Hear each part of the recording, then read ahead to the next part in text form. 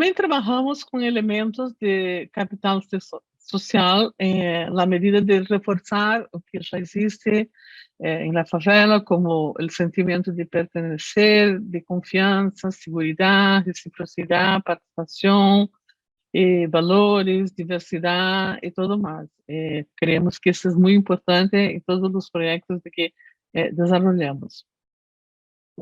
E também buscamos trabalhar com uma cesta de soluções, uma cadastra de soluções de acordo com a diversidade das cidades brasileiras. Então, em Brasil temos a tradição, creio que não só em Brasil, mas em muitos países de nossa América, de trabalhar com a solução única, a construção massiva de conjuntos distantes da cidade, sem equipamentos públicos, e isso não tem bons resultados. Então, a ideia acá é um conjunto de intervenções que vai de melhoramento de favelas, novas vivendas para as pessoas que têm que sair de sua residência porque estão em risco, depois trabalhar com regularização ou então com reabilitação de edifícios abandonados, né, o chamado retrofit.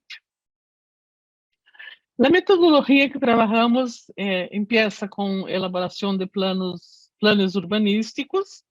E, em este caso de mananciales, nós estabelecemos como território de planificação a cuenca hidrográfica, porque a partir deste território podemos desenvolver ações integradas, como redes de infraestrutura, recuperação ambiental, conexões, mobilidade, reassentamento e políticas sociais. Nem todas as pessoas lhe gusta este território de planificação, mas foi o que definimos com as experiências anteriores como o que nos interessa trabalhar. Então, outra coisa importante são os modelos, ou 3D, ou modelos físicos, porque em los modelos que as pessoas reconhecem seu barrio. Tudo bem, apresentamos projetos em papel, todo, mas é difícil para uma pessoa se reconhecer quando vive em um bairro em el âmbito deste território definido para a urbanização. Depois nós temos vários mapas temáticos da região. Este é um exemplo de um projeto que se chama Chácara Flórida. Os mapas temáticos todos nós conhecemos. E temos as camadas todas para, ao final. Outro ponto importante é que muitas famílias estão em áreas de risco, têm que ser reassentadas.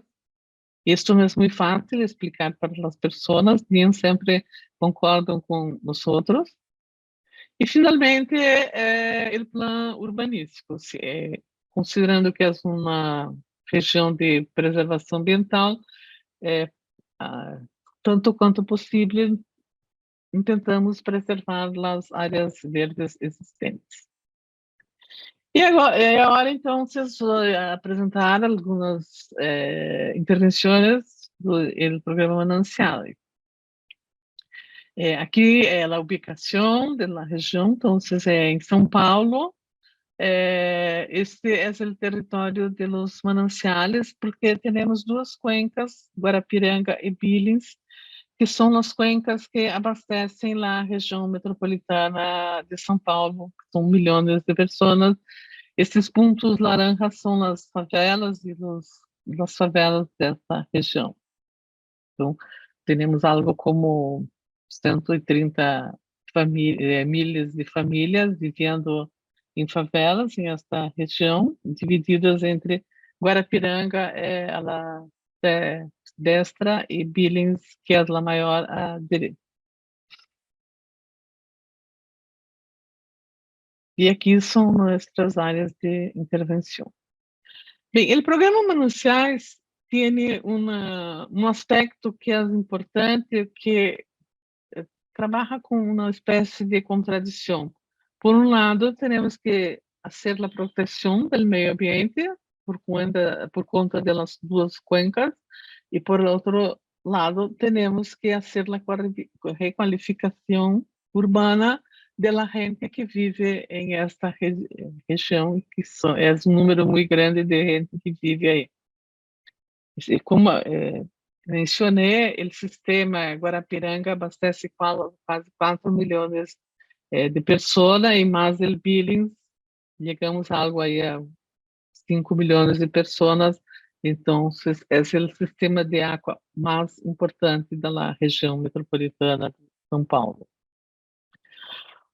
Bem, a ideia é estar com a urbanização dos barrios precários e a construção de novas vivendas para o assentamento. E, também, não menos importante, é proteger a ocupação de novas áreas e, desta forma, implantamos muitos parques e espaços públicos ao largo dos cursos d'água que ligam às prensas, assim como em seus bordos, de forma que não sejam mais ocupados. Esse é o esquema de intervenções, né? São urbanização de favelas, com todas as questões que temos que enfrentar e resolver, a construção de novas vivendas e, depois de todo, a regularização de terras para que a gente receba seus títulos de propriedade. No caso do reassentamento, temos algumas etapas, né? A gente sai para o alquiler social, enquanto as vivendas são construídas, ou então podem escolher receber subsídio para a compra de novas vivendas. E aqui são alguns exemplos de intervenções, são muito diversificados, não se pode ter uma regra única. Esse é o Boulevard da Paz, do escritório Stuck Leite Arquitetura e Urbanismo. Aí vivem cerca de 2.500 famílias, na área de muito risco, já lo retiramos quase todos. O projeto prevê a construção de novas unidades, né, 780 novas vivendas para o reassentamento das famílias que viviam de risco. Então, aqui é o projeto do escritório. Aqui tem também a proteção deste rio que passa acá, com projeto de parque linear. Como se pode ver, as encostas são muito altas. E, em este caso, podemos optar por la verticalização dos edifícios. Não é a mesma situação em todo o programa Mananciales. Por la legislação diferenciada, Guarapiranga e Billings, em la Billings não se pode trabalhar com muita verticalização como em Guarapiranga. Aqui são os projetos de novas vivendas. E esta é como se quedará ao final do projeto. Diversas tipologias, sempre buscamos diversificar as tipologias, né, não uma fórmula única. E as transformações na favela que vai ser solamente urbanizada, que já estão praticamente finalizadas. O segundo é a Chácara Flórida, que les mostrei de início. Também é muito largo este barrio, pero é pouco mais rural. Então, optamos por não trabalhar com grandes edifícios, muita verticalização, para manter esta horizontalidade do barrio e proteger as áreas verdes. Na visão, né, do barrio, é bastante rural. As ocupações, como se encontram. E depois, essas áreas rojas são as novas unidades propostas, mas não são verticalizadas, são mais baixas. Em este barrio, o mais importante que os moradores nos disseram era o novo sistema viário. Imaginem vocês que 3.000 famílias vivem em este barrio e não têm acesso ao transporte público, porque el transporte público no puede llegar porque no tiene calles para que pueda se mover en el barrio. En século XXI, é difícil pensar que isso aconteça em uma cidade como São Paulo. Aqui é um exemplo de equipamentos públicos, né, na escola, na creche, posto de saúde. E aqui são as novas vivendas não verticalizadas que vamos construir. O modelo de las vivendas são bastante simples. Bem, esse já é outro, Jardim Apurá. Os dois outros estão na cuenca de Guarapiranga. E agora vamos falar de los projetos na cuenca de Billings. O Jardim Apurá também é um projeto mais horizontal, não tem muitas novas vivendas. É um bairro onde vivem 1.000 famílias. E acá podem ver que muitas das famílias viviam dentro da área da cuenca, na borda da cuenca. Então, essas famílias saíram para que implantássemos um parque, né, esse é o projeto. E aqui está o parque novo implantado, com poucas novas vivendas. E nesse caso, as famílias que saem para as áreas de assentamento que depois vamos a ver. Algumas imagens do novo parque. Essas são as novas vivendas que não são muitas, só las construímos em los espaços remanescentes. Bem, o outro é o Cantinho do Céu. O Cantinho do Céu é muito famoso, é a joia da corona nuestra, porque é um parque enorme, é um bairro com 10.000 famílias que vivem em bairro. E a ideia é implantar toda a infraestrutura. Isso já finalizamos, todas as redes de saneamento básico, retiramos as famílias de risco, as redes de drenagem, tem muitos equipamentos públicos, escolas, céu. E agora estamos tratando de finalizar o parque, que é um dos maiores parques da cidade de São Paulo, pero en mi opinión es el más bonito y de los moradores también. Es un parque de 8 kilómetros de extensión. Y esas son las transformaciones, transformaciones simples, ¿no? Solo implantar infraestructura y las personas empiezan a utilizar los lugares. Esto es el más rico de todas estas intervenciones. Então, essa é a segunda etapa do projeto, sempre com espaços de toda sorte, de lazer e tudo mais. E isso que é importante para nós outros, né? Essa apropriação do espaço público e o sentimento de pertenência. Em Cantinho do Céu, em los finales de semana, mais de 3.000 pessoas ocupam esses espaços com toda sorte de atividades para crianças, samba, skate, muito rico e foi muito apropriado. E outro tipo de intervenção, a gente cuidando de seus espaços, sendo criativa, sendo hortas comunitárias, coisas que vão aparecendo à medida que a urbanização é finalizada e os espaços públicos estão à disposição de uso para toda a gente que vive nas favelas. E aqui é só um exemplo muito rápido dessas 8.000 vivendas, né? O reassentamento por la legislação estadual de mananciales é sempre muito próximo da área onde as famílias vivem. Claro que não é o ideal, né? Nem sempre conseguimos que reassentar a família em el mesmo bairro que ela vive, porque não tem terra para construir os novos edifícios, mas tentamos ser o mais próximo possível. Então, Temos exemplos de todo tipo, verticalizados, não verticalizados. Isso todo depende da área para a construção e também de, de la legislação estadual.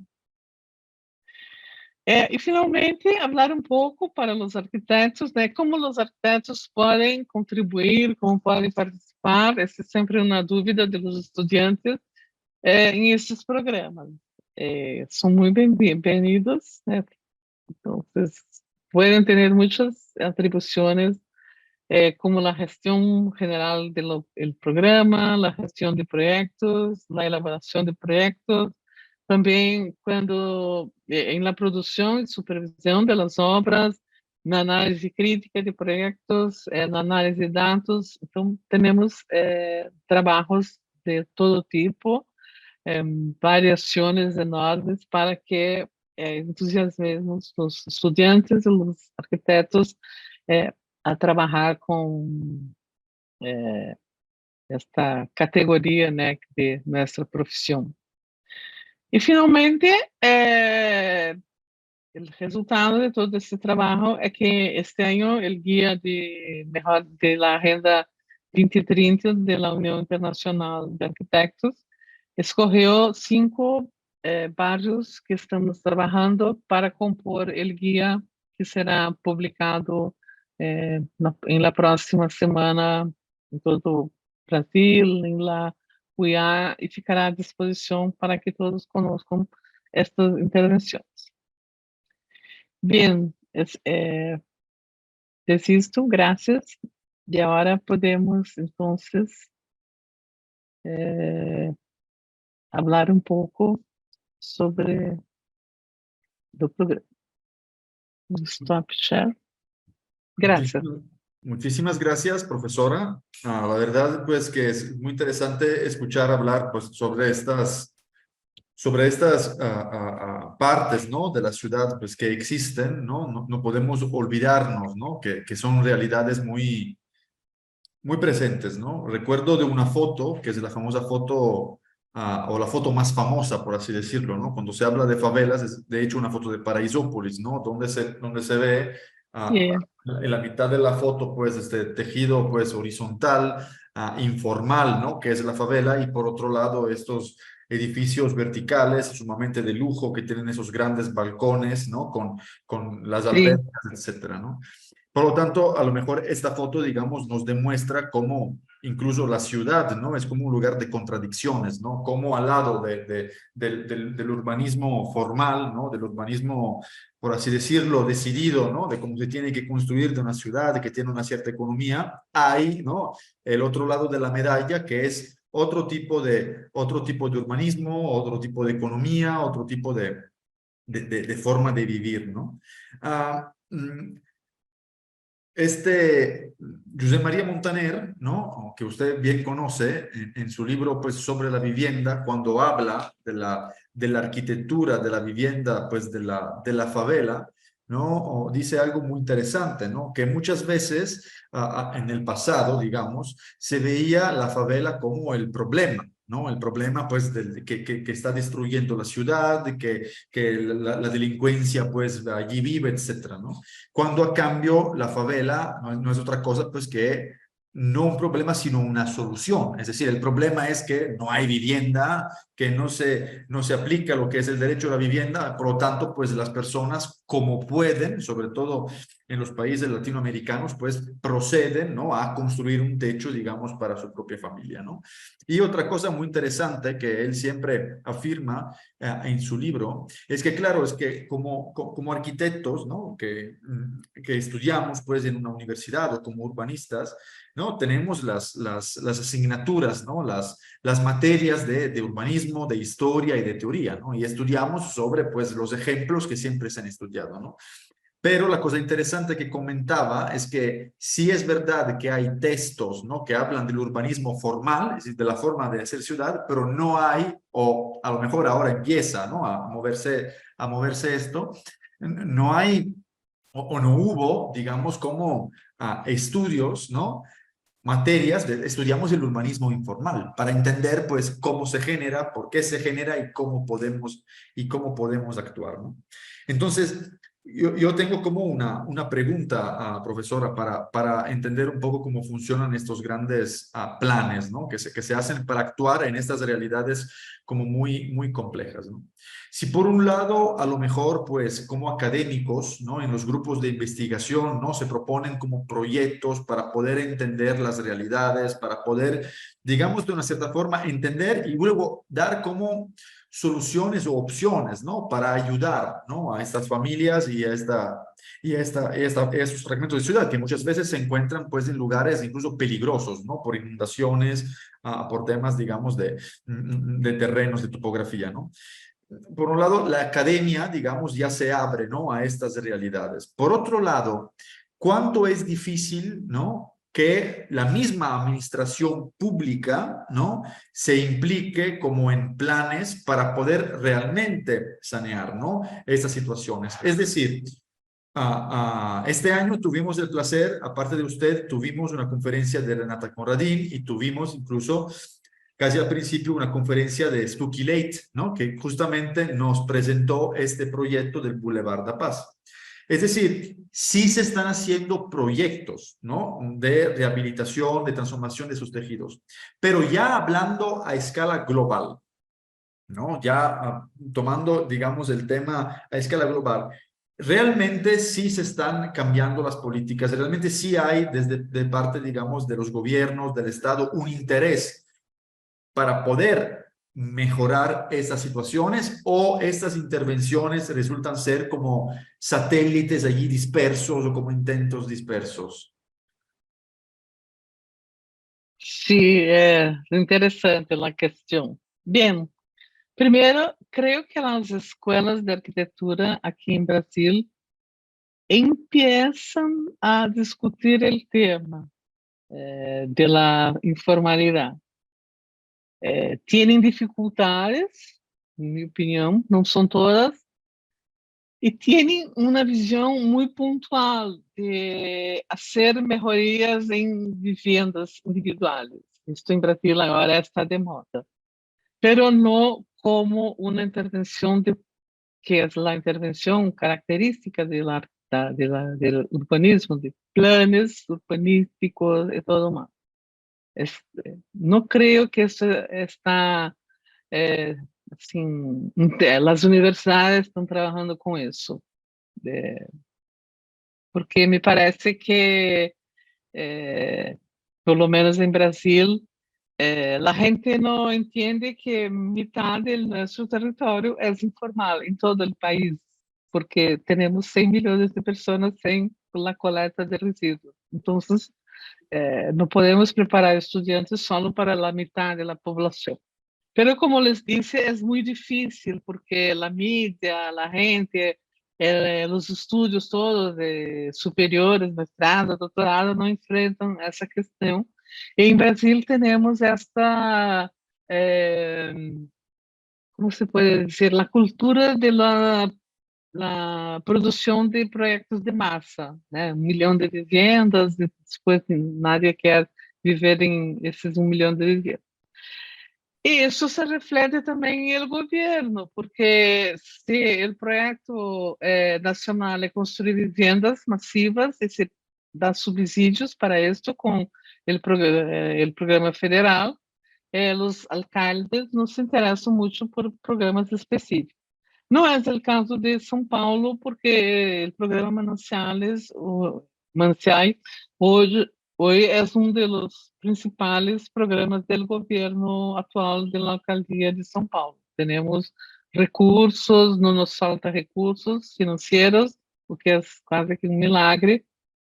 Pero se cambiar el gobierno, con certeza va a cambiar también la política. Eso se pasó en Rio de Janeiro, con el Favela Barrio, se pasó en Belo Horizonte, se pasó en Recife, cambia el gobierno. Os novos alcaldes recebem a atração do programa federal Mi Casa Mi Vida, então não querem mais trabalhar. E aí, quando chega o período de chuvas, diciembre, enero, febrero, y las casas comienzan a caer y la gente morre, mira, tenemos áreas de riesgo, tal, qué cosa hacer, pero no es una cultura universal adotada en Brasil. Recién estamos con un nuevo gobierno federal y el proyecto que lanzó es el Minha Casa Minha Vida 3 y no está incluido na urbanização de favelas novamente. Entonces, vamos ver o que se pasa. Supuestamente, profesor, el programa este de la favela Bairro, pues allí en Río de Janeiro, ¿no? Promovido por Sergio Magalhães y Verena Andreatta, de una cierta forma, pues tenía como este punto a favor, pues que al final actuaba dentro de la favela, ¿no? Para que dentro de la favela llegara la urbanidad, ¿no? La infraestructura, el espacio público, la movilidad, ¿no? Y luego también sanar, pues, los temas de vivienda, ¿no? Y de una cierta forma ha tenido como buenos resultados, ¿no? ¿Cómo es que de este tipo de planeación, ya una planeación como muy particular, que se basa sobre unos ejes estratégicos, pero que reconoce que existe una favela y que por lo tanto hay que actuar en ella, se pasa a una política de producción de vivienda en masa que al final pues no responde realmente a la favela y de hecho construye otros barrios, digo, construye tejidos que a lo mejor no llegan a ser barrios porque no tienen esta cuestión de lo urbano, ¿no? Que al final incluso siguen siendo tejidos aislados, segregados, donde se pueden dar otras dinámicas. Es decir, a raíz de unos buenos ejemplos, cómo esos buenos ejemplos a lo mejor no han tenido la capacidad de poder seguir en el tiempo. O sea, por qué no hubo, pregunta a lo mejor un poquito políticamente incorrecta, pero por qué no hubo esta continuidad, ¿no?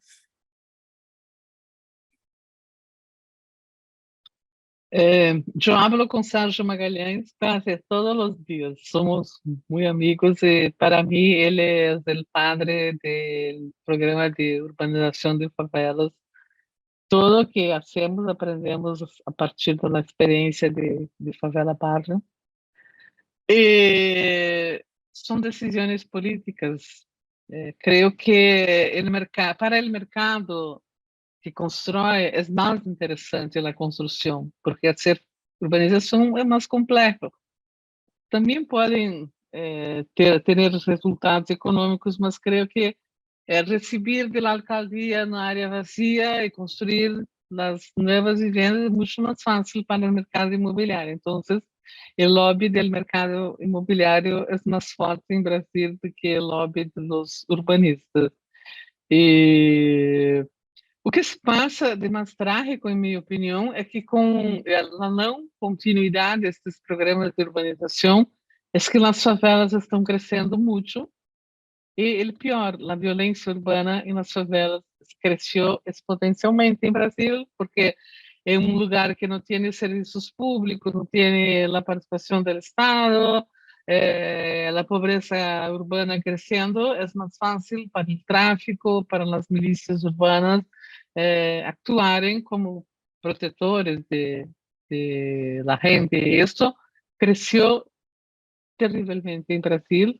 Esta semana ocorreram fatos terríveis em Rio de Janeiro, pero se dá por este abandono destas comunidades que o Estado não reconhece como barrios e é muito triste isso. Creio que é um fenômeno de Latinoamérica, né? Imagino que isso se passa em todas as cidades médias e grandes de Latinoamérica, Caribe, México. Son decisiones gubernamentales. Había una cuestión, profesora, que se me hacía muy interesante, ¿no? Muchas veces en algunos proyectos de actuación dentro de las favelas, como usted platicaba, hay esta cuestión del realojamiento, ¿no? De las familias. Se tienen que mover, digamos, como unos edificios, por así decirlo. Incluso muchas veces, digo, cuando se necesita por cuestiones de peligrosidad, ¿no? Y por otro lado, pues esas personas, digamos, se llevan, ¿no? Muchas veces incluso lejos respecto de donde vivían. Y otras veces, alguna vez, a lo mejor enteras partes de las favelas, ¿no? Se pensaba que arrasar la favela pues era como la solución y realojar pues las personas en otros edificios, ¿no? Lo que una vez estábamos platicando es que al final estas personas pues que viven en las favelas, ¿sí? Generan un tejido social muy activo. Por lo tanto, pues hay el tema de la autoayuda, el tema de la proximidad, es decir, un poco digamos, abonando, ¿no? Al discurso que usted hacía, ¿no? ¿Cómo se vive, ¿no? El día a día, pues, en una favela. Pues el día a día, pues, de ir a la escuela, de comprar, etcétera, ¿no? Y a cambio, pues, nos estaban comentando que diferentes estudios luego nos han dicho que cuando nosotros desplazamos todas estas personas, a lo mejor incluso divididas, alguien por un lado, alguien por otro, estamos rompiendo estos lazos sociales, ¿no? Que estas personas, digamos, habían generado. Por lo tanto, esto luego genera incluso aún más problemas, ¿no? Porque si antes yo, con la ayuda de mis vecinos, podía cuidar de los niños, podía criar, podía, etcétera, ahora ya que vivimos fuera de la ciudad, en zonas mucho más lejanas, se generan más problemas porque rompo los lazos sociales y además me están obligando a tomar transporte para llegar en 2 horas al centro donde yo a lo mejor recogía cartón o hacía otros trabajos informales, ¿no? Entonces, digamos, estos proyectos que usted nos está mostrando creo que de una cierta forma responden también a esto. Es decir, vamos a actuar en las favelas dándole como esta dignidad, dignificándolas, ¿no? Y no quitando las personas.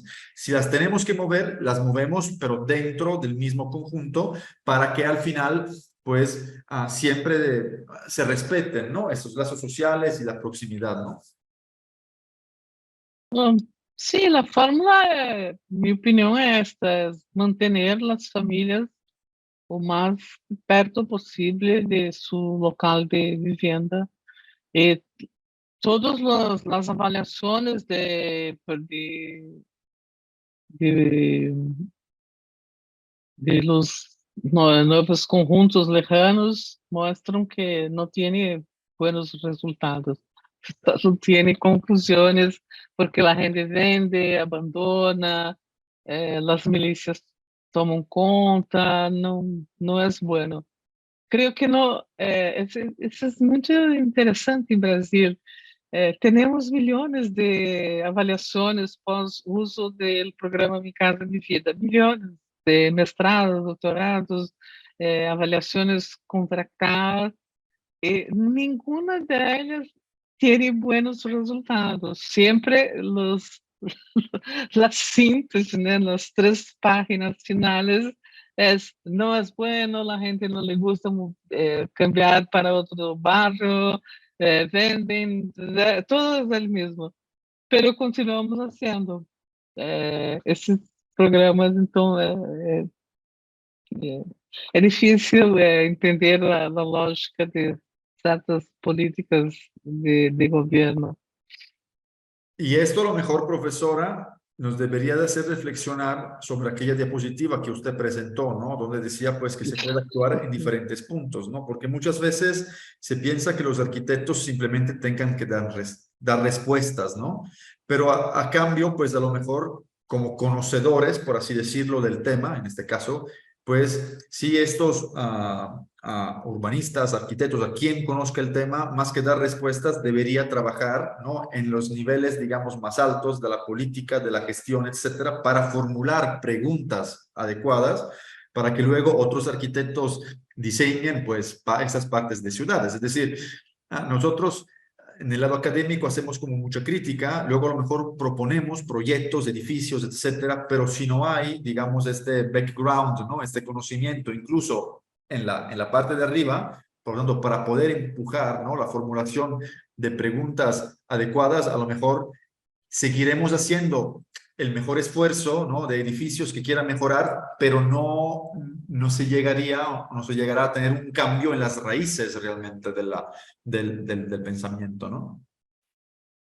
Eu creio que a universidade cumpre um papel importante de divulgar ideias, enfrentar a realidade de nossas cidades. Não podemos viver em bolhas, né, de la elite, de expressar as partes da cidade. Quanto mais a universidade produzir estudos e divulgar, mais creio que a mídia vai também entendendo que trabalhar com a cidade, vida informal, é muito importante. Pero não é um caminho. Les dejo la palabra aquí si alguien quiere preguntar o aportar algo a la profesora Elizabeth. Andrés.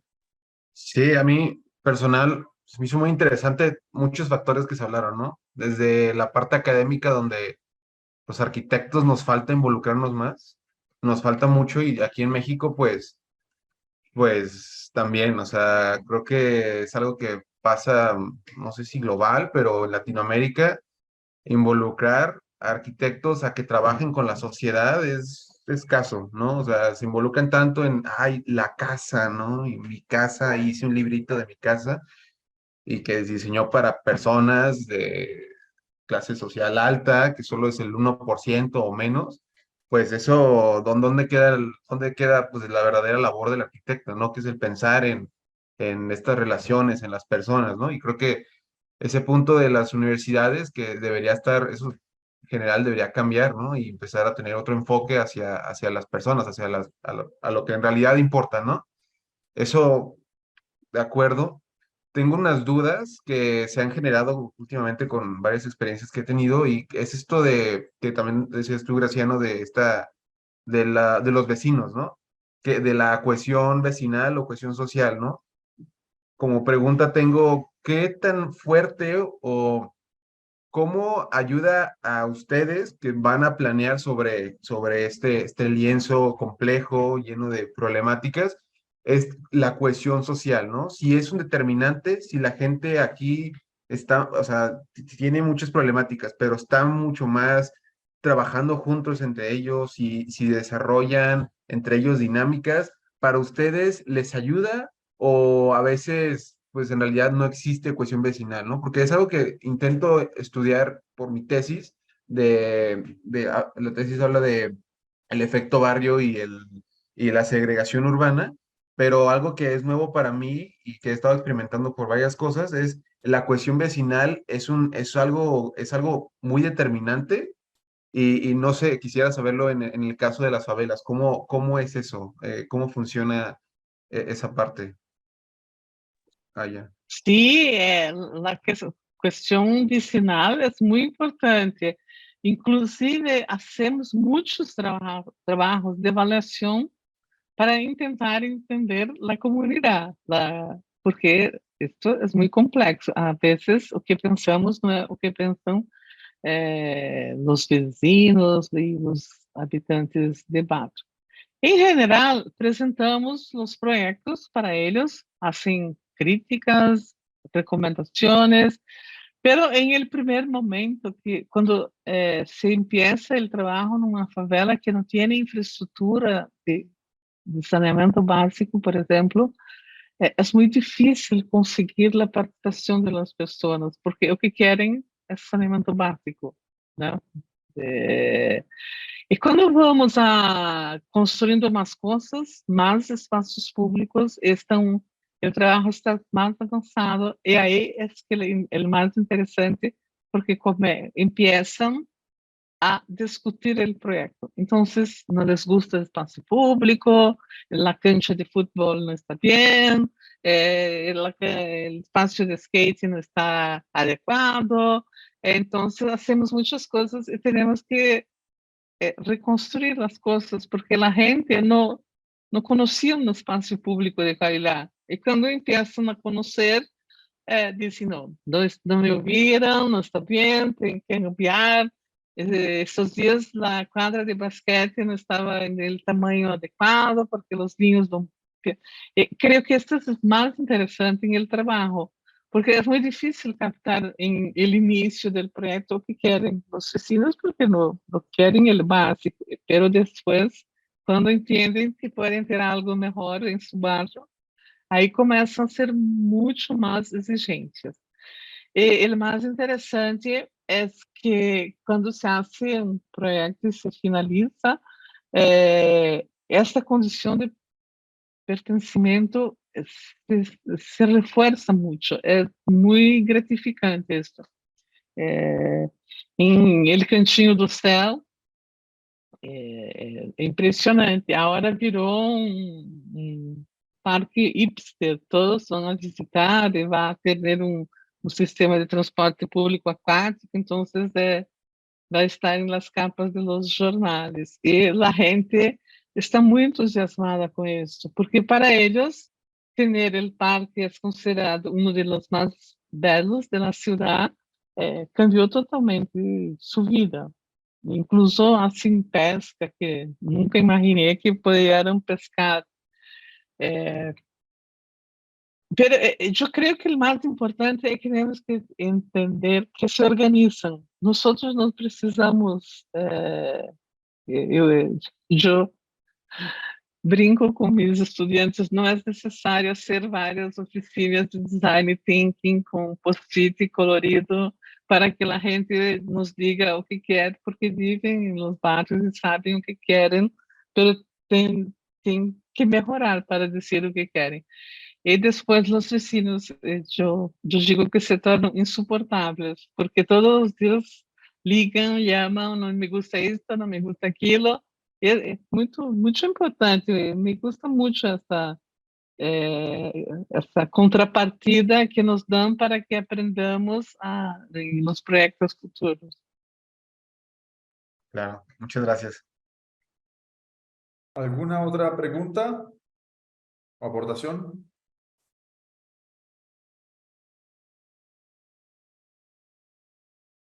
Todo bien. Por ahora no. ¿Tú quieres aportar algo, Ramón? Por ahora no. Muy bien.